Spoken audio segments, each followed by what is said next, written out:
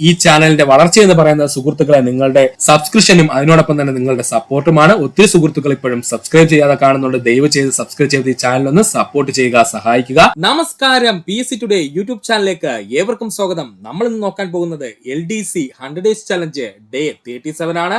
സുഹൃത്തുക്കൾ ശ്രദ്ധിക്കുക, LDC 100 Days challenge day 37 ആണ് നമ്മൾ നോക്കാൻ പോകുന്നത്. എന്തൊക്കെയാണ് ഇന്ന് പഠിക്കാനുള്ളതെന്ന് നമുക്കൊന്ന് നോക്കാം.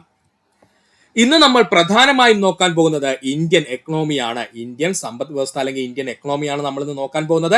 അതിൽ തന്നെ ഇന്ത്യൻ പൊതുചിലവും പൊതുവരുമാനവുമാണ് നമ്മൾ പ്രധാനമായിട്ടും ഇന്ന് പഠിക്കാൻ പോകുന്നത്. PSC ഇപ്പോൾ ഒത്തിരി ചോദ്യങ്ങൾ LD ലെവലിൽ ഇന്ത്യൻ എക്കണോമിയുമായി ബന്ധപ്പെട്ട് ചോദിക്കാറുണ്ട്. അതുകൊണ്ട് സുഹൃത്തുക്കൾ വ്യക്തമായിട്ട് ഈ ഭാഗം പഠിക്കാൻ ശ്രമിക്കുക. ഇന്ത്യൻ എക്കണോമിയിലെ ഇന്ത്യൻ പൊതുചിലവും പൊതുവരുമാനവും ബന്ധപ്പെട്ട കുറച്ച് ഭാഗങ്ങളാണ് നമ്മൾ ഇന്ന് നോക്കാൻ പോകുന്നത്. എന്താ സുഹൃത്തുക്കളെ പൊതുചിലവ് എന്ന് പറഞ്ഞു കഴിഞ്ഞാൽ? പൊതുചിലവ് എന്ന് പറഞ്ഞു കഴിഞ്ഞാൽ ജനക്ഷേമം ലക്ഷ്യമാക്കി സർക്കാർ പ്രവർത്തനങ്ങൾ നടത്തുന്നു. ഈ പ്രവർത്തനങ്ങൾക്കെല്ലാം പണം ആവശ്യമാണ്. സർക്കാരിന്റെ ചെലവുകൾ പൊതുചെലവ് എന്ന പേരിൽ അറിയപ്പെടുകയും ചെയ്യുന്നു. അപ്പോ ജനങ്ങളുടെ ക്ഷേമം ലക്ഷ്യമാക്കി സർക്കാർ പ്രവർത്തനങ്ങൾ നടത്തുന്നു. ഈ പ്രവർത്തനങ്ങൾക്കെല്ലാം പണം ആവശ്യമാണ്. സർക്കാർ ഇതിനു വേണ്ടി അല്ലെങ്കിൽ നമ്മുടെ ജനക്ഷേമത്തിന് വേണ്ടി ചിലവാക്കുന്ന തുകയെ നമ്മൾ വിളിക്കുന്ന പേരാണ് പൊതുചിലവ് എന്ന്. എന്ത് പേരല്ല അറിയപ്പെടുന്നത്? പൊതുചിലവ് എന്ന്. സർക്കാരിന്റെ പ്രവർത്തനങ്ങൾ വർദ്ധിക്കുന്നതിനനുസരിച്ച് പൊതുചിലവും വർദ്ധിക്കുന്നു. ഇമ്പോർട്ടന്റ് പോയിന്റ് ആണ്, പഠിച്ചോളണേ. സർക്കാരിന്റെ പ്രവർത്തനങ്ങൾ വർദ്ധിക്കുന്നതിനനുസരിച്ച് അല്ലെങ്കിൽ സർക്കാരിന്റെ ജനക്ഷേമ പ്രവർത്തനങ്ങൾ വർദ്ധിക്കുന്നതിനനുസരിച്ച് പൊതുചിലവും വർദ്ധിക്കുന്നു. പൊതുചിലവും എന്ത് ചെയ്യും? വർദ്ധിക്കുന്നു.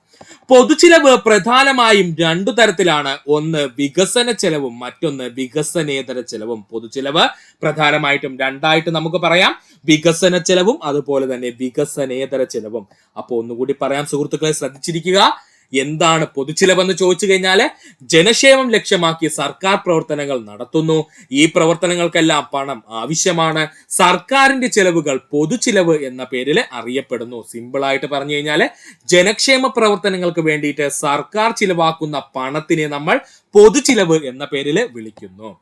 സർക്കാരിന്റെ പ്രവർത്തനങ്ങൾ വർദ്ധിക്കുന്നതിനനുസരിച്ച് പൊതുചിലവും വർദ്ധിക്കുന്നതാണ്. പൊതുചിലവിനെ പ്രധാനമായിട്ടും രണ്ടായിട്ട് നമുക്ക് തരംതിരിക്കാം, വികസന ചെലവുകളും അതുപോലെ തന്നെ വികസനേതര ചെലവുകളും പഠിക്കുക. ആദ്യമായി നമുക്ക് പഠിക്കാനുള്ളത് വികസന ചെലവുകളാണ്. എന്താണ് വികസന ചെലവുകൾ? റോഡ്, പാലം, തുറമുഖം തുടങ്ങിയവ നിർമ്മിക്കുക, പുതിയ സംരംഭങ്ങളും വിദ്യാഭ്യാസ സ്ഥാപനങ്ങളും തുടങ്ങുക മുതലായ പ്രവർത്തനങ്ങൾക്ക് സർക്കാർ ചെലവുകളാണ് വികസന ചെലവുകൾ എന്ന പേരിൽ അറിയപ്പെടുന്നത്. അപ്പോൾ വികസന ചെലവുകൾ എന്താ സുഹൃത്തുക്കളെ?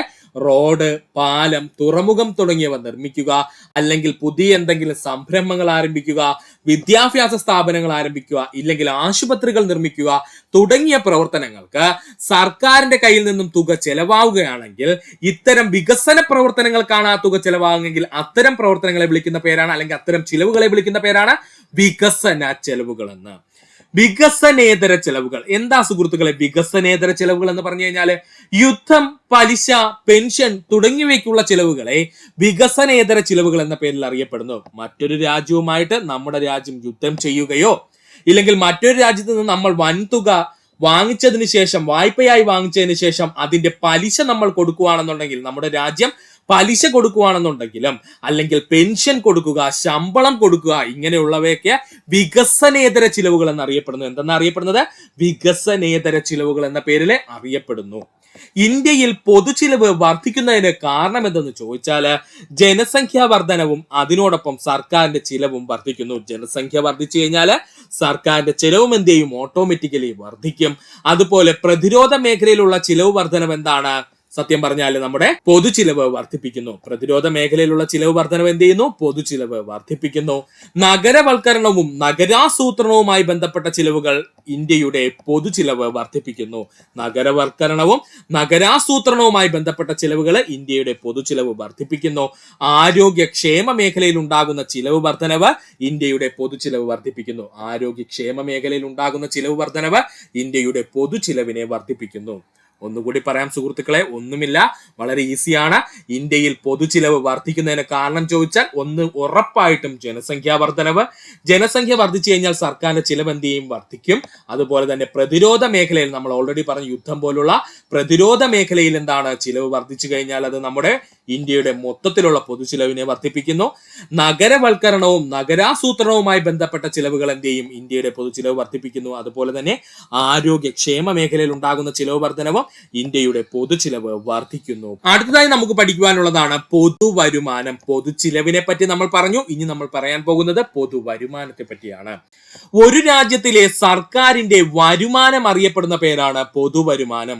ഒരു രാജ്യത്തിലെ സർക്കാരിന്റെ വരുമാനം അറിയപ്പെടുന്ന പേരാണ് പൊതുവരുമാനം എന്ന്.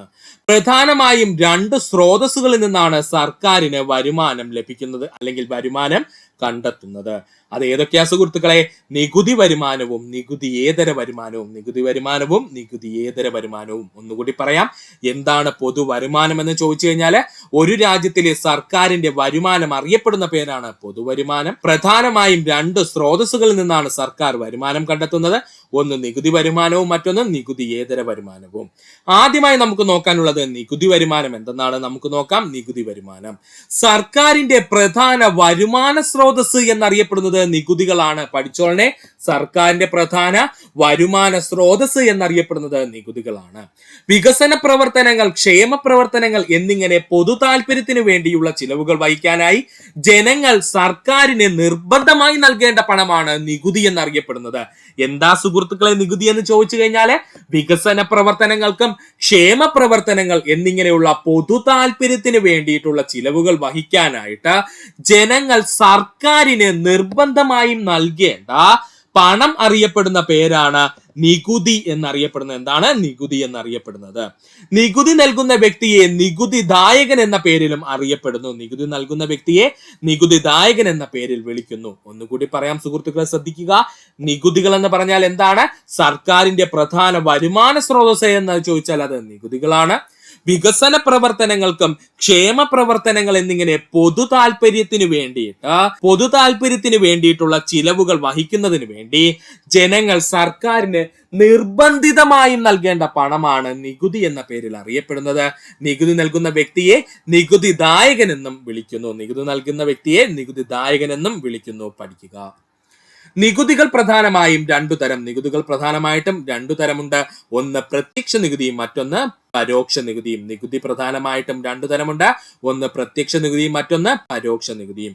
ആദ്യമായി പഠിക്കേണ്ടത് പ്രത്യക്ഷ നികുതിയാണ്.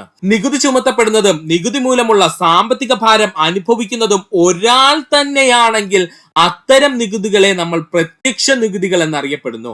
നികുതി ചുമത്തപ്പെടുന്നതും നികുതി മൂലമുള്ള സാമ്പത്തിക ഭാരം അനുഭവിക്കുന്നതും ഒരാൾ തന്നെയാണെങ്കിൽ അത്തരം നികുതികളെ വിളിക്കുന്ന പേരാണ് പ്രത്യക്ഷ നികുതികൾ എന്ന്. അങ്ങോട്ട് പോകുമ്പോൾ സുഹൃത്തുക്കൾക്ക് വ്യക്തമായിട്ട് പറഞ്ഞുതരാം എന്താണ് പ്രത്യക്ഷ നികുതി എന്ന്. കേട്ടോ, ഇപ്പൊ സുഹൃത്തുക്കൾ ശ്രദ്ധിച്ചിരിക്കുക. എന്താണ് പ്രത്യക്ഷ നികുതി എന്ന് ചോദിച്ചാല് നികുതി ചുമത്തപ്പെടുന്നതും നികുതി മൂലമുള്ള സാമ്പത്തിക ഭാരം അനുഭവിക്കുന്നതും ഒരാൾ തന്നെയാണെങ്കിൽ അത്തരം നികുതികളെ നമ്മൾ പ്രത്യക്ഷ നികുതികൾ എന്ന് അറിയപ്പെടുന്നു. പ്രത്യക്ഷ നികുതിയിൽ നികുതിദായകൻ തന്നെ നികുതി ഭാരം വഹിക്കേണ്ടതുണ്ട്. ഇമ്പോർട്ടന്റ് ആണ്, പഠിച്ചോളനെ. പ്രത്യക്ഷ നികുതിയിലെ നികുതിദായകൻ തന്നെ നികുതി ഭാരം വഹിക്കുന്നു അല്ലെങ്കിൽ വഹിക്കേണ്ടതുണ്ട്. പഠിക്കുക. ഇന്ത്യയിൽ നിലനിൽക്കുന്ന പ്രധാന പ്രത്യക്ഷ നികുതികൾ ഏതൊക്കെയാണെന്നാണ് നമ്മൾ നോക്കാൻ പോകുന്നത്. ഇന്ത്യയിൽ നിലനിൽക്കുന്ന പ്രധാന പ്രത്യക്ഷ നികുതികളാണ് നമ്മൾ നോക്കാൻ പോകുന്നത്. നമുക്ക് നോക്കാം എന്തൊക്കെ പ്രത്യക്ഷ നികുതികളാണ് ഇന്ത്യയിൽ നിലനിൽക്കുന്നതെന്ന്. ആദ്യമായി നമുക്ക് പഠിക്കേണ്ടതാണ് വ്യക്തിഗത ആദായ നികുതി. എന്താണ് വ്യക്തിഗത ആദായ നികുതി? വ്യക്തികളുടെ വരുമാനത്തിന്മേൽ ചുമത്തുന്ന നികുതിയാണ് വ്യക്തിഗത ആദായ നികുതി. അതായത് വരുമാനം കൂടിയാൽ എന്ത് സംഭവിക്കും? ആ നികുതിയും അതുപോലെ തന്നെ എന്ത് ചെയ്യും? കൂടും. അല്ലേ സുഹൃത്തുക്കളെ? വ്യക്തികളുടെ വരുമാനത്തിനുമേൽ ചുമത്തുന്ന നികുതി അറിയപ്പെടുന്ന പേരാണ് വ്യക്തിഗത ആദായ നികുതി എന്ന്. വ്യക്തിഗത ആദായ നികുതി എന്ന്. വരുമാനം കൂടുന്നതനുസരിച്ച് നികുതി നിരക്കും കൂടുന്നു. വരുമാനം കൂടുന്നതനുസരിച്ച് നികുതി നിരക്കും കൂടുന്നു. അപ്പോൾ ഒരു വ്യക്തി കൂടുതൽ വരുമാനം ഉണ്ടാക്കുമെങ്കിൽ അയാൾ കൂടുതൽ നികുതി എന്ത് ചെയ്യും? ചുമത്തേണ്ടി വരും. അതാണ് നേരത്തെ പറഞ്ഞത്. നികുതി ചുമത്തപ്പെടുന്നതും ആ നികുതി മൂലമുള്ള സാമ്പത്തിക ഭാരം അനുഭവിക്കുന്നതും ഒരാളാകുന്നുവെങ്കിൽ അത്തരം നികുതികളെ നമ്മൾ പ്രത്യക്ഷ നികുതി എന്ന് പറഞ്ഞതിന്റെ കാരണം ഇപ്പൊ മനസ്സിലായോ? അതായത് ഒരാൾ കൂടുതൽ വരുമാനം ഉണ്ടാക്കുമെങ്കിൽ അയാൾ എന്ത് ചെയ്യണം? കൂടുതൽ നികുതി അടയ്ക്കേണ്ടി വരും. അതായത് അയാളുടെ ആ നികുതിപരമായിട്ടുള്ള സാമ്പത്തിക ഭാരവും എന്തായിരിക്കും? കൂടുതലായിരിക്കും. നിശ്ചിത വരുമാന പരിധിക്ക് മുകളിൽ വരുന്ന തുകയ്ക്കാണ് നികുതി ബാധകമായിരിക്കുന്നത്. നിശ്ചിത വരുമാന പരിധിക്ക് മുകളിൽ വരുന്ന തുകയ്ക്കാണ് എന്ത്? വ്യക്തിഗത ആദായ നികുതി ബാധകമായിരിക്കുന്നത്. ഇമ്പോർട്ടന്റ് ആണ്, പഠിച്ചോളണേ. നിശ്ചിത വരുമാന പരിധിക്ക് മുകളിൽ വരുന്ന തുകയ്ക്കാണ് നികുതി ബാധകമായിരിക്കുന്നത്. പഠിക്കുക. ഇന്ത്യയിൽ ആദായ നികുതി നിയമം 1961 പ്രകാരം കേന്ദ്ര സർക്കാരാണ് ഈ നികുതി പിരിക്കുന്നത്. അതായത് വ്യക്തിഗത ആദായ നികുതി പിരിക്കുവാനുള്ള അവകാശം ആർക്കാണ്? കേന്ദ്ര സർക്കാരിനാണ് കേട്ടോ. ഇന്ത്യയിലെ ആദായ നികുതി നിയമം 1961 പ്രകാരം കേന്ദ്ര സർക്കാരാണ് വ്യക്തിഗത ആദായ നികുതി പിരിക്കുന്നത്. ഒന്നുകൂടി പറയാം സുഹൃത്തുക്കളെ, ശ്രദ്ധിക്കുക. ഇന്ത്യയിൽ നിലനിൽക്കുന്ന പ്രധാന പ്രത്യക്ഷ നികുതികളാണ് നമ്മൾ പറയുന്നത്. അതിൽ ഏറ്റവും ഇമ്പോർട്ടന്റ് ആണ് വ്യക്തിഗത ആദായ നികുതി. എന്താണ് വ്യക്തിഗത ആദായ നികുതി? വ്യക്തികളുടെ വരുമാനത്തിന്മേൽ ചുമത്തുന്ന നികുതിയാണ് വ്യക്തിഗത ആദായ നികുതി. വരുമാനം കൂടുന്നതിനനുസരിച്ച് നികുതി നിരക്കും കൂടുന്നു. നിശ്ചിത വരുമാന പരിധി മുകളിൽ വരുന്ന തുകയ്ക്കാണ് നികുതി ബാധകമായിരിക്കുന്നത്. ഇന്ത്യയിൽ ആദായ നികുതി നിയമം 1961 പ്രകാരം കേന്ദ്ര സർക്കാരാണ് ഈ നികുതി നൽകിയിരിക്കുന്നത്. പഠിക്കുക. അടുത്തതായി നമുക്ക് പഠിക്കുവാനുള്ളതാണ് കോർപ്പറേറ്റ് നികുതി. എന്താണ് കോർപ്പറേറ്റ് നികുതി? കമ്പനികളുടെ അറ്റ വരുമാനത്തിന്മേൽ, അറ്റ വരുമാനം എന്ന് പറഞ്ഞാൽ ലാഭമാണ് കേട്ടോ. കമ്പനിയുടെ അറ്റ വരുമാനത്തിന്മേൽ അഥവാ ലാഭത്തിന്മേൽ ചുമത്തുന്ന നികുതിയാണ് കോർപ്പറേറ്റീവ് നികുതി എന്നറിയപ്പെടുന്നത്. അപ്പോൾ എന്താണ് കോർപ്പറേറ്റീവ് നികുതി എന്ന് ചോദിച്ചു കഴിഞ്ഞാൽ കമ്പനികളുടെ അറ്റ വരുമാനത്തിന്മേൽ അഥവാ ലാഭത്തിന്മേൽ ചുമത്തുന്ന നികുതി അറിയപ്പെടുന്ന പേരാണ് കോർപ്പറേറ്റീവ് നികുതി. ഭൂനികുതി. ഒരു വസ്തുവിന്റെ മൊത്തം വിപണന മൂല്യത്തെ അടിസ്ഥാനമാക്കിക്കൊണ്ട് ആ വസ്തുവിന്റെ സംരക്ഷകൻ നൽകേണ്ട നികുതി അറിയപ്പെടുന്ന പേരാണ് ഭൂനികുതി. എന്താ സുഹൃത്തുക്കളെ ഭൂനികുതി എന്ന് പറഞ്ഞു കഴിഞ്ഞാൽ ഒരു വസ്തുവിന്റെ മൊത്തം വിപണന മൂല്യത്തെ, അതായത് ഒരു വസ്തു ആ സമയത്ത് വിൽക്കുമ്പോൾ എത്ര രൂപ ലഭിക്കുന്നോ അതിനെയാണ് അതിന്റെ വിപണന മൂല്യം എന്ന് പറയുന്നത്. ആ വസ്തുവിന്റെ വിപണന മൂല്യത്തെ അടിസ്ഥാനമാക്കിക്കൊണ്ട് ആ വസ്തുവിന്റെ സംരക്ഷകൻ നൽകേണ്ട നികുതി അറിയപ്പെടുന്ന പേരാണ് ഭൂനികുതി. അതുപോലെ തന്നെയാണ് സമ്പത്തിന് നമ്മൾ നികുതി അടക്കേണ്ടതുണ്ട്. നമ്മുടെ കയ്യിലുള്ള സമ്പത്തിനനുസരിച്ച് നമ്മൾ എന്ത് ചെയ്യണം? നികുതി അടക്കേണ്ടതുണ്ട്. ഒന്നുകൂടി പറയാം. ആദ്യം നമ്മൾ എന്താ സുഹൃത്തുക്കളെ പറഞ്ഞത്? വ്യക്തിഗത ആദായ നികുതിയായിരുന്നു. രണ്ടാമതായി നമ്മൾ പറയുന്നു കോർപ്പറേറ്റ് നികുതി. എന്താണ് കോർപ്പറേറ്റ് നികുതി? കമ്പനികളുടെ അറ്റ വരുമാനത്തിന്മേൽ അഥവാ ലാഭത്തിന്മേൽ ചുമത്തുന്ന നികുതിയാണ് കോർപ്പറേറ്റ് നികുതികൾ എന്നറിയപ്പെടുന്നത്.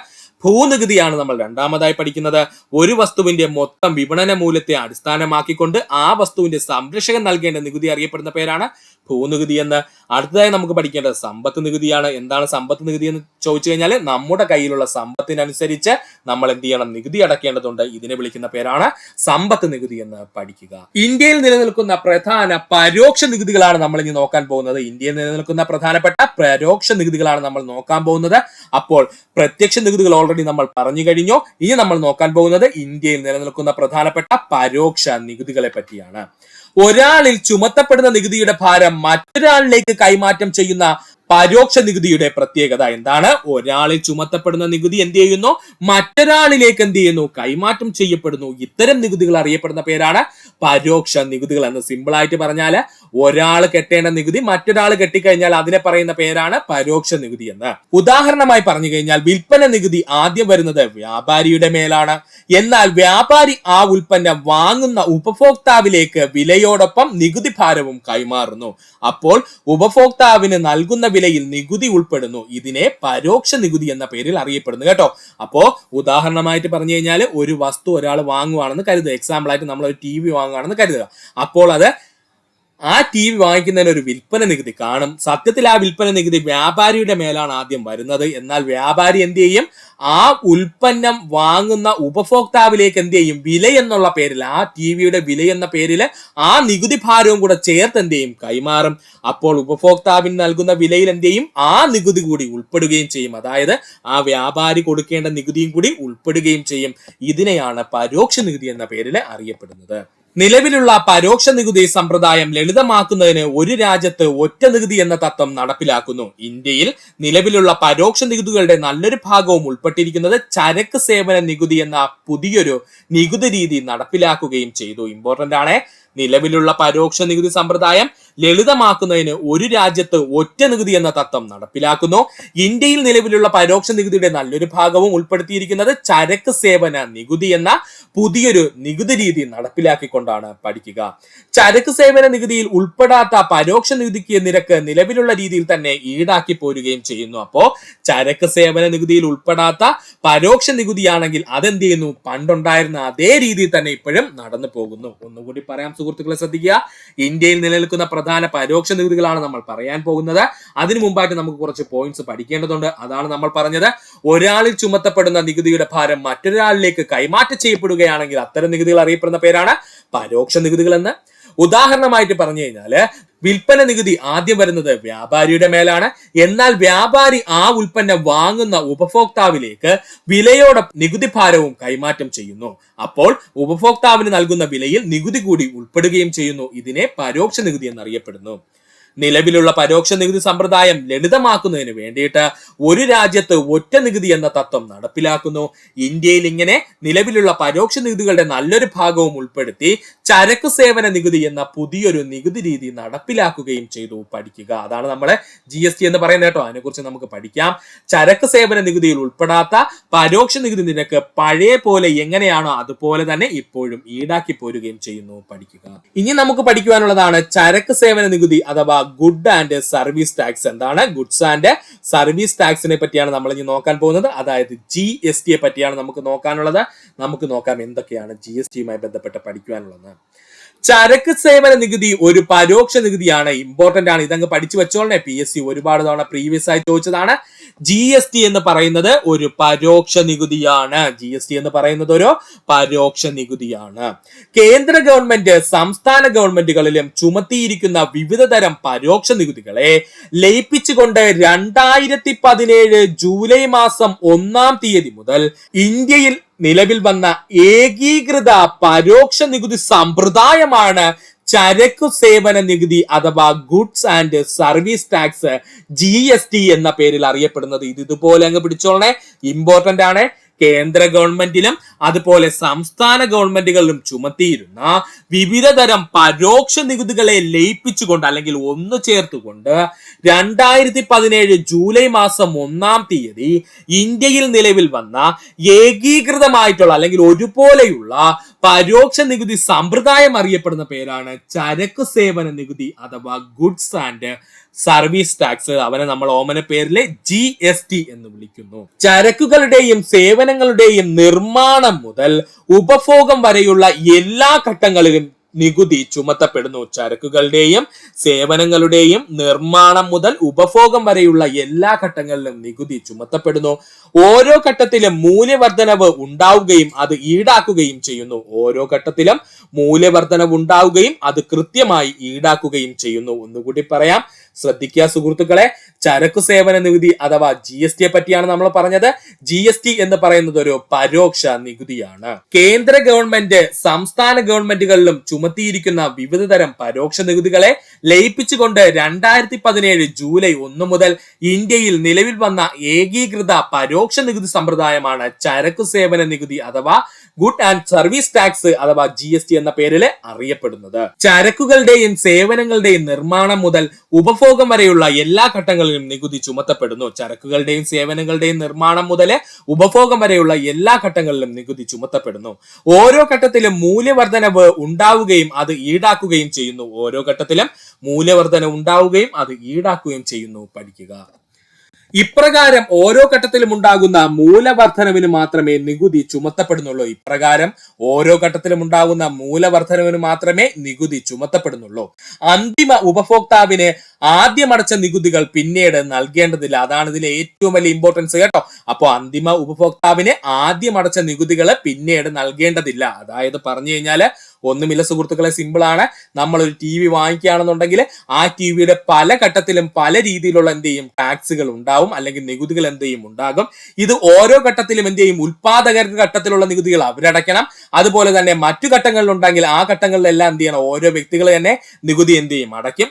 അപ്പോൾ അന്തിമ ഉപഭോക്താവിന് ആദ്യം അടച്ച നികുതികൾ പിന്നീട് അടയ്ക്കേണ്ട കാര്യമില്ല. ആ വസ്തു വാങ്ങിക്കുന്ന സമയത്ത് എന്ത് നികുതി അല്ലെങ്കിൽ ആ TV വാങ്ങിക്കേണ്ട സമയത്ത് ആ TVക്ക് എന്താണോ ഗവൺമെന്റ് ഇട്ടിരിക്കുന്ന നികുതി അത് മാത്രം അടച്ചാൽ മതി. പണ്ടായിരുന്നെങ്കിൽ നമ്മൾ അതിന്റെ ഉൽപാദനം മുതൽ അത് നമ്മുടെ കയ്യിൽ ഒരു വ്യക്തി എത്തിക്കുമ്പോൾ ആ വ്യക്തി അടക്കേണ്ട നികുതി വരെ നമ്മളാണ് അടച്ചുകൊണ്ടിരുന്നത്. ഇപ്പോൾ അങ്ങനെയല്ല. GST വന്നതിന് ശേഷമുള്ള പ്രത്യേകത എന്താ സുഹൃത്തുക്കളെ?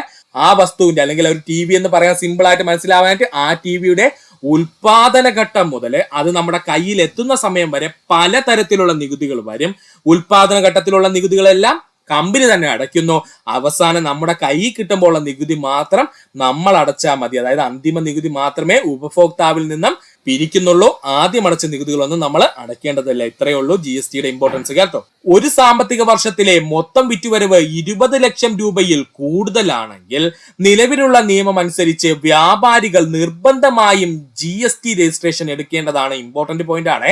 ഒരു സാമ്പത്തിക വർഷത്തിലെ മൊത്തം വിറ്റുവരവ് 20 ലക്ഷം രൂപയിൽ കൂടുതലാണെങ്കിൽ നിലവിലുള്ള നിയമം അനുസരിച്ച് വ്യാപാരികൾ നിർബന്ധമായും GST രജിസ്ട്രേഷൻ എടുക്കേണ്ടതാണ്. പഠിക്കുക. GST പ്രധാനമായും മൂന്നായി തരംതിരിക്കപ്പെടുന്നു. സംസ്ഥാനത്തിനകത്ത് ക്രയവിക്രയം ചെയ്യുന്ന ചരക്കുകളുടെയും സേവനങ്ങളുടെയും മേൽ കേന്ദ്ര ഗവൺമെന്റ് സംസ്ഥാന ഗവൺമെന്റും പോലെ GST ചുമത്തുന്നുണ്ട്. ഇമ്പോർട്ടന്റ് പോയിന്റ് ആണ്. സംസ്ഥാനത്തിനകത്ത് ക്രയവിക്രയം ചെയ്യുന്ന ചരക്കുകളുടെയും സേവനങ്ങളുടെയും മേൽ കേന്ദ്ര ഗവൺമെന്റും സംസ്ഥാന ഗവൺമെന്റും ഒരുപോലെ GST ചുമത്തുന്നുണ്ട്. GST പ്രധാനമായിട്ട് നമ്മൾ പറഞ്ഞു 3 രീതിയിലാണെന്ന്. അവ ഏതൊക്കെയാണെന്ന് നമുക്കൊന്ന് നോക്കാം. ഒന്നാമത്തതാണ് സെൻട്രൽ GST അഥവാ CGST എന്ന് പറയുന്നു. സെൻട്രൽ GST അഥവാ CGST. കേന്ദ്ര ഗവൺമെന്റ് ചുമത്തുന്ന ചരക്കു സേവന നികുതി അറിയപ്പെടുന്ന പേരാണ് സെൻട്രൽ GST അഥവാ CGST. കേന്ദ്ര ഗവൺമെന്റ് ചുമത്തുന്ന ചരക്ക് സേവന നികുതി അറിയപ്പെടുന്ന പേരാണ് സെൻട്രൽ GST അഥവാ CGST. അടുത്തതാണ് SGST അഥവാ സ്റ്റേറ്റ് GST അഥവാ സ്റ്റേറ്റ് GST. സംസ്ഥാന ഗവൺമെന്റ് ചുമത്തുന്ന ചരക്ക് സേവന നികുതിയാണ് സ്റ്റേറ്റ് GST എന്ന പേരിൽ അറിയപ്പെടുന്നത്. സംസ്ഥാന ഗവൺമെന്റ് ചുമത്തുന്ന ചരക്ക് സേവന നികുതി അറിയപ്പെടുന്ന പേരാണ് സ്റ്റേറ്റ് GST എന്ന്. രണ്ടു നികുതികളും ഉപഭോക്താവിൽ നിന്നും ഒരുമിച്ച് പിരിച്ചെടുക്കുകയും കേന്ദ്രവും സംസ്ഥാനവും തുല്യമായി വീതിച്ചെടുക്കുകയും ചെയ്യുന്നു. അപ്പോൾ ഈ നികുതികൾ എങ്ങനെയാണ് പിരിച്ചെടുക്കുന്നതെന്ന് ചോദിച്ചാൽ രണ്ടു നികുതികളും ഒരുപോലെ ഉപഭോക്താവിൽ നിന്ന് പിരിച്ചെടുക്കുകയും അതിനുശേഷം കേന്ദ്രവും സംസ്ഥാനവും തുല്യമായി വീതിച്ചെടുക്കുകയും ചെയ്യുന്നു. ഒന്നുകൂടി പറയാം സുഹൃത്തുക്കളെ, ശ്രദ്ധിക്കുക. GST പ്രധാനമായും 3 തരത്തിലുണ്ട്. സംസ്ഥാനത്തിനകത്ത് ക്രയവിക്രയം ചെയ്യുന്ന ചരക്കുകളുടെയും സേവനങ്ങളുടെയും മേല് കേന്ദ്ര ഗവൺമെന്റും സംസ്ഥാന ഗവൺമെന്റും ഒരുപോലെ GST ചുമത്തുന്നുണ്ട്. പഠിച്ചോളനെ. ഇനി നമ്മൾ നോക്കാനുള്ളത് പ്രധാനമായിട്ടും 3 തരത്തിലുള്ള GST ആണുള്ളത്. ഒന്നാമത്തതാണ് സെൻട്രൽ GST അഥവാ CGST. കേന്ദ്ര ഗവൺമെന്റ് ചുമത്തുന്ന ചരക്ക് സേവന നികുതി അറിയപ്പെടുന്ന പേരാണ് സെൻട്രൽ GST അഥവാ CGST. അടുത്തതായി നമുക്ക് പഠിക്കേണ്ടതാണ് സ്റ്റേറ്റ് GST അഥവാ SGST. സംസ്ഥാന ഗവൺമെന്റ് ചുമത്തുന്ന ചരക്കു സേവന നികുതിയാണ് SGST എന്ന പേരിൽ അറിയപ്പെടുന്നത്. രണ്ടു നികുതികളും ഉപഭോക്താവിൽ നിന്ന് ഒരുമിച്ച് പിരിച്ചെടുക്കുകയും കേന്ദ്രവും സംസ്ഥാനവും തുല്യമായി അത് വീതിച്ചെടുക്കുകയും ചെയ്യുന്നു. പഠിക്കുക. അടുത്തതാണ് ഇന്റഗ്രേറ്റഡ് GST. നമ്മൾ 3ആയിട്ട് തരംതിരിക്കുമെന്ന് പറഞ്ഞില്ലേ സുഹൃത്തുക്കളെ? 2 നമ്മൾ പറഞ്ഞു. ഒന്നെന്താണ് CGST അഥവാ സെൻട്രൽ GSTയും രണ്ടാമത്തത് എന്താണ് SGST അഥവാ നമ്മൾ പറഞ്ഞു സ്റ്റേറ്റ് GST എന്നും. അതുപോലെ മൂന്നാമത്തതാണ് IGST അഥവാ ഇന്റഗ്രേറ്റഡ് GST. എന്താണ് IGST അഥവാ ഇന്റഗ്രേറ്റഡ് GST? ഒരു ചരക്ക് സംസ്ഥാനത്ത് നിന്ന് മറ്റൊരു സംസ്ഥാനത്തിലേക്ക് ക്രയവിക്രയം ചെയ്യുന്ന ചരക്കുകൾക്ക് സേവനങ്ങൾക്കും നികുതി നൽകേണ്ടതുണ്ട്. ഒരു സംസ്ഥാനത്തിൽ നിന്ന് മറ്റൊരു സംസ്ഥാനത്തിലേക്ക് ക്രയവിക്രയം ചെയ്യുന്ന ചരക്കുകൾക്ക് സേവനങ്ങൾക്കും നികുതി നൽകേണ്ടതുണ്ട്. അന്തർ സംസ്ഥാന ക്രയവിക്രയങ്ങളുടെ മേൽ GST ചുമത്തുന്നതിനും പിരിക്കുന്നതിനും കേന്ദ്ര ഗവൺമെന്റിനാണ് അധികാരം. ഇതിനെ ഇന്റഗ്രേറ്റഡ് GST എന്ന പേരിൽ അറിയപ്പെടുന്നു. ഒന്നുമില്ല സുഹൃത്തുക്കളെ, ഒരു സംസ്ഥാനത്തിൽ ഒരു ഉൽപ്പന്നം ഉണ്ടാക്കുന്നു, അതൊരു മറ്റൊരു സംസ്ഥാനത്തിലേക്ക് നമ്മൾ ക്രയവിക്രയം ചെയ്യുന്നു അല്ലെങ്കിൽ കൊടുക്കുകയാണെന്ന് കരുതുക. അങ്ങനെയുള്ള ചരക്കുകൾക്കും സേവനങ്ങൾക്കും മേൽ എന്ത് ചെയ്യുന്നുണ്ട്? GST അല്ലെങ്കിൽ നികുതി എന്ത് ചെയ്യുന്നുണ്ട്? അടയ്ക്കേണ്ടതുണ്ട്. അന്തർ സംസ്ഥാനങ്ങളിൽ ക്രയവിക്രയങ്ങളുടെ മേൽ GST ചുമത്തുന്നതിനും ആ GST പിരിക്കുന്നതിനും കേന്ദ്ര ഗവൺമെന്റിനാണ് അധികാരം. ഇതിനെ ഇന്റഗ്രേറ്റഡ് GST എന്ന പേരിൽ അറിയപ്പെടുന്നു. ഇതിന്റെ സംസ്ഥാന വിഹിതം കേന്ദ്ര ഗവൺമെന്റ് ആണ് നൽകുന്നത്. ഇതിന്റെ സംസ്ഥാന വിഹിതം എന്ത് ചെയ്യുന്നു? കേന്ദ്ര ഗവൺമെന്റ് ആണ് നൽകുന്നത്. പഠിക്കുക. അടുത്തതാണ് GSTയുടെ പ്രധാനപ്പെട്ട നിരക്കുകൾ. ഒരുപാട് തവണ PSC ചോദിച്ചിട്ടുള്ളതാണ്. GST നിരക്കുകൾ ഇമ്പോർട്ടന്റ് ആണ് സുഹൃത്തുക്കൾ, പഠിക്കുക. GST നിരക്കുകൾ സംസ്കരിക്കാത്ത ഭക്ഷണ വസ്തുക്കൾ ഉൾപ്പെടെ നിത്യോപയോഗ സാധനങ്ങൾക്കും അവശ്യ സേവനങ്ങൾക്കും GST നൽകേണ്ടതില്ല. ഇമ്പോർട്ടന്റ് ആണ്. GST നിന്ന് ഒഴിവാക്കിയിട്ടുള്ള സാധനങ്ങൾ നമ്മൾ സെപ്പറേറ്റ് പഠിക്കും. പക്ഷെ ഇവിടെ പഠിക്കേണ്ടത് സംസ്കരിക്കാത്ത ഭക്ഷണ വസ്തുക്കൾ ഉൾപ്പെടെ നിത്യോപയോഗ സാധനങ്ങൾക്കും അവശ്യ സേവനങ്ങൾക്കും GST നൽകേണ്ടതില്ല. നമ്മൾ ഒരു കടയിൽ പോയി മീൻ വാങ്ങിച്ചു കഴിഞ്ഞാൽ നമ്മൾ GST കൊടുക്കേണ്ടതുണ്ടോ സുഹൃത്തുക്കളെ? നമ്മളൊരു കടയിൽ പോയിട്ട് പച്ചക്കറി വാങ്ങിച്ചു കഴിഞ്ഞാൽ നമ്മൾ GST കൊടുക്കോ? ഇല്ല. അപ്പോൾ സംസ്കരിക്കാത്ത ഭക്ഷണ വസ്തുക്കൾക്ക് ഉൾപ്പെടെയുള്ള നിത്യോപയോഗ സാധനങ്ങൾക്ക് ആവശ്യമായ സേവനങ്ങൾക്കും GST നൽകേണ്ടതില്ല. GST സ്ലാബുകളുടെ എണ്ണം ചോദിച്ചു കഴിഞ്ഞാൽ അത് 4 GST സ്ലാബുകളുടെ എണ്ണം ചോദിച്ചാൽ കൃത്യമായി പറഞ്ഞാൽ അത് 4. ഇത് 4 PSC പ്രീവിയസ് ആയി ചോദിച്ചതാണ്. സുഹൃത്തുക്കൾ പഠിക്കുക. GSTയിൽ ഉൾപ്പെടുന്ന സ്ലാബുകളാണ് 5%, 12%, 18%, 28%. ഇത്രയും ഇമ്പോർട്ടന്റ് ആണ്, പഠിച്ചോളണേ. GST സ്ലാബിൽ ഉൾപ്പെടുന്നവ ഏതൊക്കെയെന്ന് ചോദിച്ചാൽ 4 എണ്ണമാണ്. അവ ഏതൊക്കെയാണ്? 5%, 12%, 18%, 28%. 0% നികുതി GSTയിൽ ഉൾപ്പെടുത്തിയിട്ടുണ്ട്. ഇമ്പോർട്ടന്റ് ആണ്, അതും പഠിച്ചോളുക. 0% നികുതി GSTയിൽ ഉൾപ്പെടുത്തിയിട്ടുണ്ട്. പക്ഷെ അതൊരു സ്ലാബ് ആയിട്ട് നമ്മൾ പറയില്ല കേട്ടോ. അത്രയേ ഉള്ളൂ. 0% നികുതി GSTയിൽ ഉണ്ട്, പക്ഷെ അതൊരു സ്ലാബ് അല്ല. GSTയിലെ പ്രധാന സ്ലാബുകളുടെ എണ്ണം ചോദിച്ചാൽ 4. ഏതൊക്കെയാണത്? 5%, 12%, 18%, 28% എന്നിങ്ങനെയാണ് പഠിക്കുക. അടുത്തതായി നമുക്ക് പഠിക്കേണ്ടതാണ് GST കൗൺസിലിനെ പറ്റി. എന്താണ് GST കൗൺസിലിനെ പറ്റി? GST സമിതിയുടെ ചെയർമാൻ എന്നറിയപ്പെടുന്നത് കേന്ദ്ര ധനകാര്യമന്ത്രിയാണ്. ഇമ്പോർട്ടന്റ് ആണ്, പഠിച്ചോളണേ. GST സമിതിയുടെ ചെയർമാൻ ആരാണ്? കേന്ദ്ര ധനകാര്യ മന്ത്രിയാണ്. GST സമിതിയിലെ മറ്റംഗങ്ങളാണ് സംസ്ഥാനങ്ങളുടെ ചുമതലയുള്ള കേന്ദ്ര ധനകാര്യ സഹമന്ത്രി. സംസ്ഥാനങ്ങളുടെ ചുമതലയുള്ള കേന്ദ്ര ധനകാര്യ സഹമന്ത്രിയും അതുപോലെ തന്നെ സംസ്ഥാനങ്ങളിലെ ധനകാര്യ മന്ത്രിമാരും ഇമ്പോർട്ടന്റ് ആണ്. സംസ്ഥാനങ്ങളിലെ നമ്മുടെ ഈ പ്രധാനപ്പെട്ട ചരക്ക് സേവന നികുതി അല്ലെങ്കിൽ GST ഒക്കെ നോക്കത്തില്ലേ, അതിന്റെ ചുമതലയുള്ള കേന്ദ്ര ധനകാര്യ സഹമന്ത്രി. കേന്ദ്ര ധനകാര്യ മന്ത്രി ഓൾറെഡി ചെയർമാൻ ആയിട്ടിരിക്കുന്നു. അതിനോടൊപ്പം തന്നെ കേന്ദ്ര ധനകാര്യ സഹമന്ത്രിയും അംഗമാണ്. അതിനോടൊപ്പം മറ്റു സംസ്ഥാനങ്ങളിലെ ധനകാര്യ മന്ത്രിമാരും GST കൗൺസിലിന്റെ അംഗമാണ്. പഠിക്കുക. GST സമിതി ശുപാർശ നൽകുന്ന കാര്യങ്ങൾ എന്തൊക്കെയാണെന്ന് നമ്മൾ നോക്കാൻ പോകുന്നത്. GST സമിതി ശുപാർശ നൽകുന്ന കാര്യങ്ങൾ എന്തൊക്കെയാണെന്ന്. GST ലയിപ്പിക്കേണ്ട നികുതികൾ, സെസ്സുകൾ, സർചാർജുകൾ എന്നിവയെ കുറിച്ച് പഠിക്കുന്നു. GST ലയിപ്പിക്കേണ്ട നികുതികളും സെസ്സുകളും സർചാർജുകൾ എന്നിവയെ കുറിച്ച് പഠിക്കുന്നു. GST പരിധിയിൽ വരുത്തേണ്ടതും ഒഴിവാക്കേണ്ടതുമായ ചരക്കുകളുടെയും സേവനങ്ങളുടെയും കണക്കുകൾ എടുക്കുന്നു. GST പരിധിയിൽ വരുത്തേണ്ടതും അതുപോലെ തന്നെ ഒഴിവാക്കേണ്ടതുമായിട്ടുള്ള ചരക്കുകളുടെയും സേവനങ്ങളുടെയും കണക്കുകൾ കൃത്യമായി എടുക്കുന്നു. ഒഴിവാക്കപ്പെട്ടിരിക്കുന്ന ചരക്കുകളുടെയും സേവനങ്ങളും GSTയിൽ ഉൾപ്പെടുത്തേണ്ട സമയം അല്ലെങ്കിൽ ഉൾപ്പെടുത്തണമോ വേണ്ടയോ എന്നുള്ള തീരുമാനം എടുക്കുന്നതും GST സമിതിയാണ്. ഒഴിവാക്കപ്പെട്ടിരിക്കുന്ന ചരക്കുകളുടെയും സേവനങ്ങളുടെയും GSTയിൽ ഉൾപ്പെടുത്തണമോ വേണ്ടയോ എന്ന് തീരുമാനിക്കുന്നത് GST സമിതിയാണ്. നികുതി നിരക്കുകൾ നിശ്ചയിക്കുന്നത് GST സമിതിയാണ്. ഈ നികുതി നിരക്കുകൾ നിശ്ചയിക്കുന്നത് ആരാണ്? GST സമിതിയാണ്.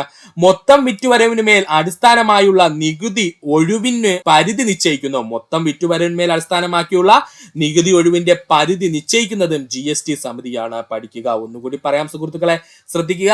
GST ലയിപ്പിക്കേണ്ട നികുതികൾ, സെസ്സുകൾ, സർചാർജുകൾ എന്നിവയെ കുറിച്ച് പഠിക്കുന്നു. GST പരിധിയിൽ വരുത്തേണ്ടതും അതുപോലെ ഒഴിവാക്കേണ്ടതുമായ ചരക്കുകളുടെയും സേവനങ്ങളുടെയും കണക്കുകൾ എടുക്കുന്നു. ഒഴിവാക്കപ്പെട്ടിരിക്കുന്ന ചരക്കുകളുടെയും സേവനങ്ങളുടെയും GSTയിൽ ഉൾപ്പെടുത്തേണ്ട സമയം കൃത്യമായിട്ട് കാൽക്കുലേറ്റ് ചെയ്യുന്നു. നികുതി നിരക്കുകൾ നിശ്ചയിക്കുന്നു. മൊത്തം വിറ്റുവരവിന്റെ അടിസ്ഥാനത്തിലുള്ള നികുതി ഒഴിവിന്റെ പരിധി നിശ്ചയിക്കുകയും ചെയ്യുന്നു. പഠിക്കുക. നിലവിൽ GSTയുടെ പരിധിയിൽ ഉൾപ്പെടാത്ത ഉൽപ്പന്നങ്ങളാണ് നമ്മൾ പറയാൻ പോകുന്നത്. ഇമ്പോർട്ടന്റ് ആണ് സുഹൃത്തുക്കളെ, പഠിച്ചോളണേ. നിലവിൽ GSTയുടെ പരിധിയിൽ ഉൾപ്പെടാത്ത ഉൽപ്പന്നങ്ങൾ: പെട്രോളിയം ഉൽപ്പന്നങ്ങൾ. പെട്രോളിയം ഉൾപ്പന്നങ്ങൾ എന്ന് പറയുമ്പോഴത്തേക്കും പെട്രോള്, ഡീസല്, അതുപോലെ പ്രകൃതിവാതകങ്ങള്, മണ്ണെണ്ണ, ഇവയ്ക്കൊന്നും എന്തില്ല? GST ഇല്ല. അതായത് പെട്രോളിയം ഉൽപ്പന്നങ്ങൾക്കൊന്നും GST ഇല്ല. വൈദ്യുതിക്ക് GST ഇല്ല. മനുഷ്യ ഉപഭോഗത്തിനുള്ള മദ്യത്തിന് GST ഇല്ല. പഠിച്ചോളണേ, മനുഷ്യ ഉപഭോഗത്തിനുള്ള മദ്യത്തിന് GST ഇല്ല. ഇവയെല്ലാം GSTയിൽ നിന്നും ഒഴിവാക്കിയിട്ടുണ്ട്. ഇവയുടെ കാര്യത്തിൽ നിലവിലുള്ള പോലെ തന്നെ നികുതി സംവിധാനം തുടരും. GSTയുടെ പരിധിയിൽ വരാത്ത ഉൽപ്പന്നങ്ങൾ എന്തൊക്കെയാണ്? പെട്രോളിയം ഉൽപ്പന്നങ്ങള്, വൈദ്യുതി, മനുഷ്യ ഉപഭോഗത്തിനുള്ള മദ്യം എന്നിവ GSTയിൽ നിന്നും ഒഴിവാക്കിയിരിക്കുന്നു. ഇവയുടെ കാര്യത്തിൽ നിലവിലുള്ളതുപോലെ തന്നെ നികുതി സംവിധാനങ്ങൾ തുടരുന്നതാണ്. ഇനി നമുക്ക് പഠിക്കുവാനുള്ളതാണ് സർചാർജും സെസ്സും എന്തെന്നുള്ളത്. സർചാർജും സെസ്സും എന്തെന്നുള്ളതാണ് നമ്മൾ പഠിക്കാൻ പോകുന്നത്. നമുക്ക് നോക്കാം എന്താണ് സർചാർജും എന്താണ് സെസ്സും എന്ന്. ആദ്യമായി നമ്മൾ നോക്കാൻ പോകുന്നത് സർചാർജ് ആണ്. എന്താ സുഹൃത്തുക്കളെ സർചാർജ് എന്ന് പറഞ്ഞു കഴിഞ്ഞാല് നികുതിക്ക് മേൽ ചുമത്തുന്ന അധിക നികുതി അറിയപ്പെടുന്ന പേരാണ് സർചാർജ്. അപ്പോ ഒരു വസ്തുവിന് ഒരു നികുതിയുണ്ട്, ആ നികുതിക്ക് മേലെ വീണ്ടും അധിക നികുതി ചുമത്തുവാണെന്നുണ്ടെങ്കിൽ അതിനെ വിളിക്കുന്ന പേരാണ് സർചാർജ്. ഒരു നിശ്ചിത കാലത്തേക്കാണ് സർചാർജ് ചുമത്തുവാൻ കഴിയുള്ളൂ. ഒരു നിശ്ചിത കാലത്തേക്കാണ് സർചാർജ് ചുമത്തുന്നത്. സാധാരണ വരുമാന നികുതിയുടെ നിശ്ചിത ശതമാനമാണ് സർചാർജായി ഈടാക്കുന്നത്. അപ്പോൾ സാധാരണ വരുമാന നികുതിയുടെ ഒരു നിശ്ചിത ശതമാനമാണ് സർചാർജായി ഈടാക്കുന്നത്. ഒന്നുകൂടി പറയാം സുഹൃത്തുക്കളെ, ശ്രദ്ധിക്കുക. എന്താണ് സർചാർജ് എന്ന് ചോദിച്ചാൽ നികുതിക്ക് മേൽ ചുമത്തുന്ന അധിക നികുതി അറിയപ്പെടുന്ന പേരാണ് സർചാർജ്. ഒരു നിശ്ചിത കാലത്തേക്കാണ് സർചാർജ് ചുമത്തുന്നത്. സാധാരണ വരുമാന നികുതിയുടെ നിശ്ചിത ശതമാനമാണ് സർചാർജായി ഈടാക്കുന്നത്. പഠിക്കുക. അടുത്തതായി നമുക്ക് പഠിക്കുവാനുള്ളതാണ് സെസ്സിനെ പറ്റി. എന്താ സുഹൃത്തുക്കളെ സെസ് എന്ന് പറഞ്ഞു കഴിഞ്ഞാൽ സർക്കാർ ചില പ്രത്യേക ആവശ്യങ്ങൾക്ക് ചുമത്തുന്ന അധിക നികുതിയാണ് സെസ് എന്ന പേരിൽ അറിയപ്പെടുന്നത്. സർക്കാർ ചില പ്രത്യേക ആവശ്യങ്ങൾക്ക് ചുമത്തുന്ന അധിക നികുതി അറിയപ്പെടുന്ന പേരാണ് സെസ് എന്നുള്ളത്. ആവശ്യത്തിന് പണം ലഭിച്ചു കഴിഞ്ഞാൽ സർക്കാരിന് എന്ത് ചെയ്യാം? സെസ് നിർത്തലാക്കുവാനുള്ള അവകാശമുണ്ട്. ആവശ്യത്തിന് പണം ലഭിച്ചു കഴിഞ്ഞാൽ സർക്കാരിന് സെസ് നിർത്തലാക്കുവാനുള്ള അവകാശമുണ്ട്. വ്യക്തിഗത ആദായ നികുതിയോടൊപ്പം ചുമത്തുന്ന വിദ്യാഭ്യാസ സെസ് ഇതിനൊരു ഉദാഹരണമാണ്. പഠിച്ചോളേ, നമ്മുടെ ടെക്സ്റ്റ് ബുക്കിലുള്ളതാണ്. വ്യക്തിഗത ആദായ നികുതിയോടൊപ്പം ചുമത്തുന്ന വിദ്യാഭ്യാസ സെസ് ഇതിനൊരു ഉദാഹരണമാണ്. കേന്ദ്ര സംസ്ഥാന സ്വയംഭരണ സ്ഥാപനങ്ങളാണ് സെസ് ചുമത്തുവാനുള്ള അധികാരമുള്ളത്. സെസ് ചുമത്തുവാനുള്ള അധികാരം ആർക്കാ സുഹൃത്തുക്കളെ? കേന്ദ്ര സംസ്ഥാന സ്വയംഭരണ സ്ഥാപനങ്ങൾ എന്നിവയ്ക്കാണ് സെസ് ചുമത്തുവാനുള്ള അവകാശമുള്ളത്. പഠിക്കുക.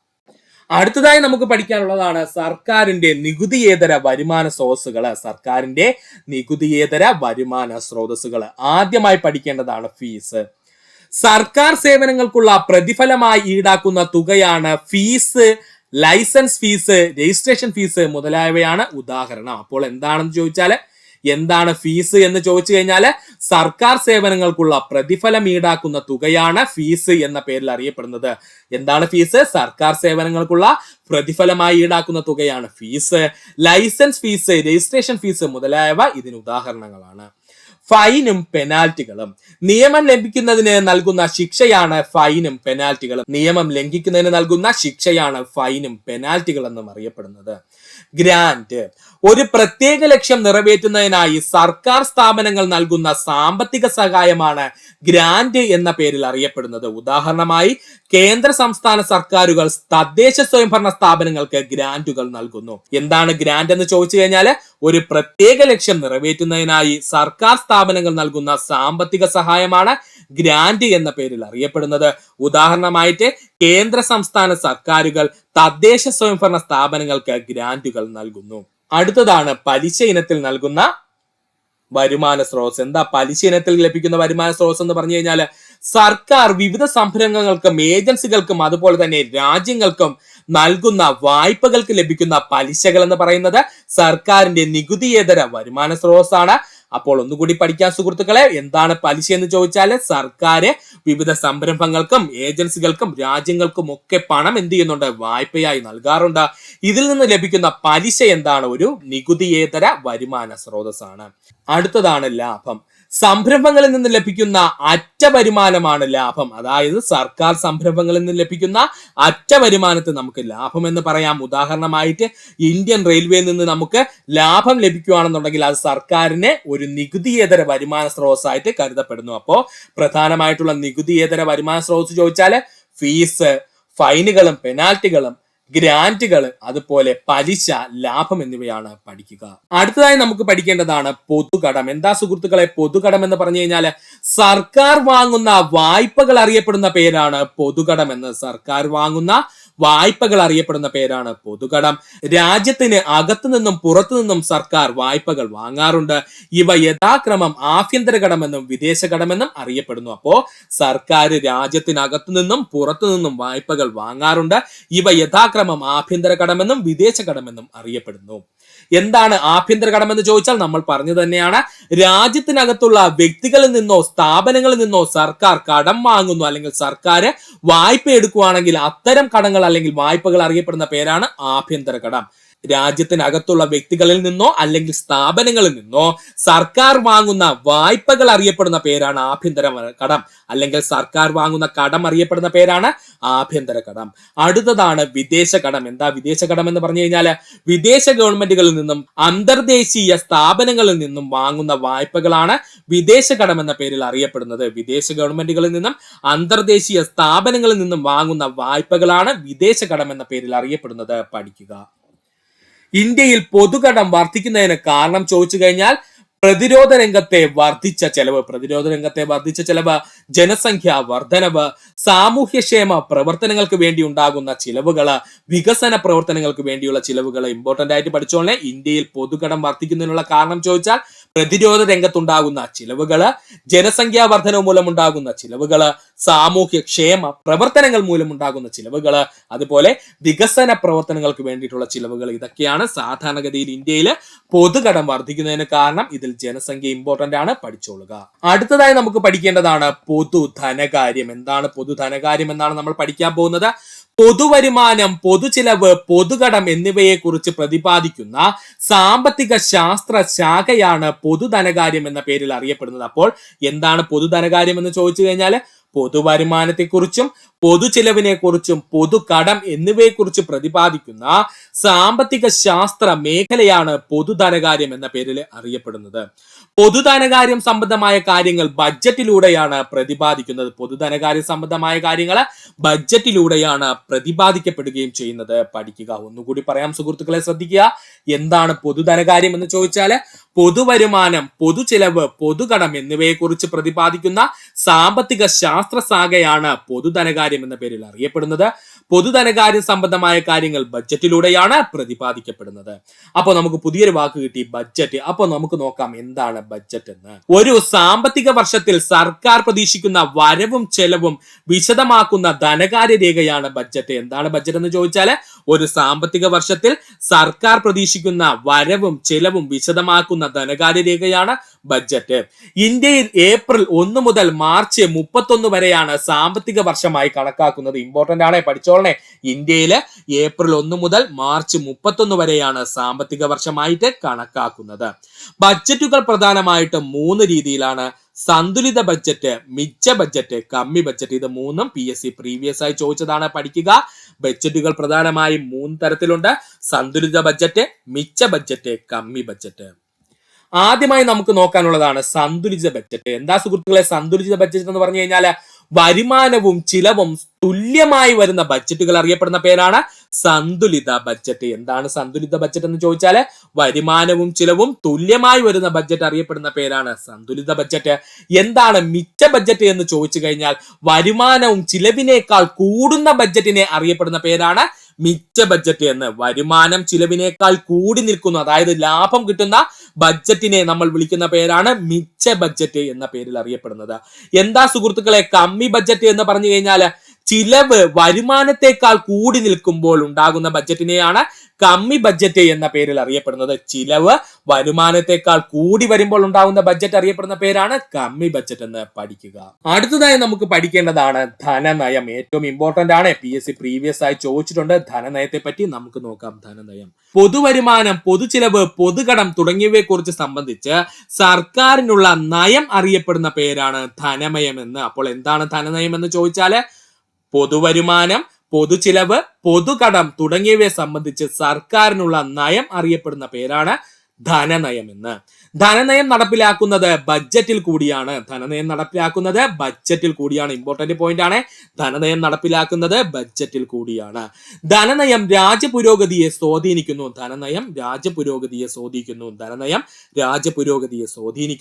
വികസന പ്രവർത്തനങ്ങൾ പരിപോഷിപ്പിക്കുന്നതിനും വളർച്ച കൈവരിക്കുന്നതിനും നല്ല ധനനയം വഴി സാധിക്കുന്നു.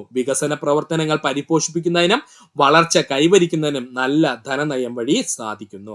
ധനനയത്തിന്റെ പ്രധാന ലക്ഷ്യങ്ങളാണ് സാമ്പത്തിക സ്ഥിരത കൈവരിക്കുക, തൊഴിലവസരങ്ങൾ സൃഷ്ടിക്കുക, അനാവശ്യ ചെലവുകൾ നിയന്ത്രിക്കുക. സാമ്പത്തിക സ്ഥിരത കൈവരിക്കുക, തൊഴിലവസരങ്ങൾ സൃഷ്ടിക്കുക, അനാവശ്യ ചെലവുകൾ നിയന്ത്രിക്കുക എന്നിവ പഠിക്കുക. ധനനയം സാമ്പത്തിക ഭദ്രതയെ ബാധിക്കുന്ന വിലക്കയറ്റത്തെയും വില ചുരുക്കത്തെയും നിയന്ത്രിക്കുന്നു. ഇമ്പോർട്ടന്റ് പോയിന്റ് ആണ്, പഠിച്ചോളണേ. ധനനയം സാമ്പത്തിക ഭദ്രതയെ ബാധിക്കുന്ന വിലക്കയറ്റത്തെയും വില ചുരുക്കത്തെയും നിയന്ത്രിക്കുന്നു. പഠിക്കുക. ഇത്രയുമാണ് നമ്മൾ ഇന്ത്യൻ ഇക്കണോമിയുമായി ബന്ധപ്പെട്ട ഇന്ത്യൻ പൊതുചിലവും പൊതുവരുമാനവുമായി ബന്ധപ്പെട്ട് പഠിച്ചത്. ഇത്രയും പോയിന്റ്സ് സുഹൃത്തുക്കൾ വ്യക്തമായിട്ട് പഠിക്കുക. കാരണം നമ്മുടെ SCERT ടെക്സ്റ്റ് ബുക്കിൽ വ്യക്തമായി പറഞ്ഞിരിക്കുന്ന പോയിന്റുകളാണിവ. അതുകൊണ്ട് സുഹൃത്തുക്കൾ ഇമ്പോർട്ടന്റ് ആയിട്ട് പഠിക്കാൻ ശ്രമിക്കുക. ഇത്ര നേരം ഈ വീഡിയോ ഉണ്ട് സുഹൃത്തുക്കൾ എല്ലാവർക്കും നന്ദി, നമസ്കാരം. നിങ്ങൾക്ക് ഈ വീഡിയോ ഇഷ്ടമായെങ്കിൽ നിങ്ങളുടെ സുഹൃത്തുക്കൾ കൂടി ഷെയർ ചെയ്ത് കൊടുക്കാൻ അതോടൊപ്പം തന്നെ നമ്മുടെ ചാനൽ സബ്സ്ക്രൈബ് ചെയ്ത് സഹായിക്കുക. സബ്സ്ക്രൈബ് ബട്ടണോട് ചേർന്നുള്ള ബെൽ ബട്ടൺ അമർത്തി കഴിഞ്ഞാൽ നമ്മൾ അപ്ലോഡ് ചെയ്യുന്ന വീഡിയോകൾ അപ്പോൾ തന്നെ സുഹൃത്തുക്കളെ നിങ്ങളിലെത്തുന്നതാണ്. സുഹൃത്തുക്കൾ എല്ലാവർക്കും നന്ദി, നമസ്കാരം. നല്ലൊരു ദിവസം നേരുന്നു.